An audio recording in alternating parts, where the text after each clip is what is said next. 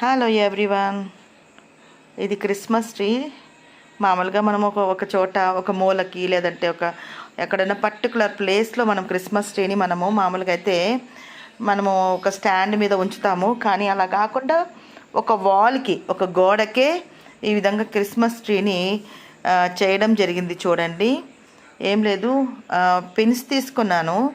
Pens తీసుకొని కార్నర్కి pens అన్నీ పెట్టేసి ఆ గ్రీన్ కలర్ది ఉంటుంది కదా, డెకరేషన్ సంబంధించినటువంటి దాన్ని తీసి జస్ట్ నేను జిగ్జాగ్గా అతికిచ్చేసేసి దానికి క్రిస్మస్ ట్రీకి పెట్టే ప్రతి గిఫ్ట్ ఐటమ్స్, తర్వాత శాంటా అవన్నీ కూడా అతికిచ్చేసేసి లైటింగ్ పెట్టంగానే చూడండి, ఒక గోడకు ఉండిపోతుంది, మనకు అడ్డు అని అట్లంతా ఏముండదు.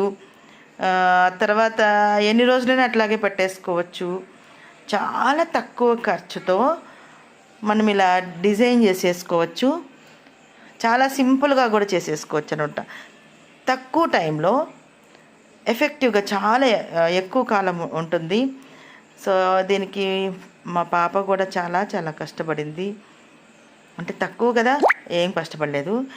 ఏమంటే ఓపిక్గా కొంచెం చేసుకుంటే చాలు, ఒక హాఫ్ అన్ అవర్లో మనం ఇంకా కొంచెం పెద్దగా కూడా మనం చేసుకోవచ్చు అన్నమాట. తక్కువ ఖర్చులో చాలా చక్కగా చేసేసుకున్నాము.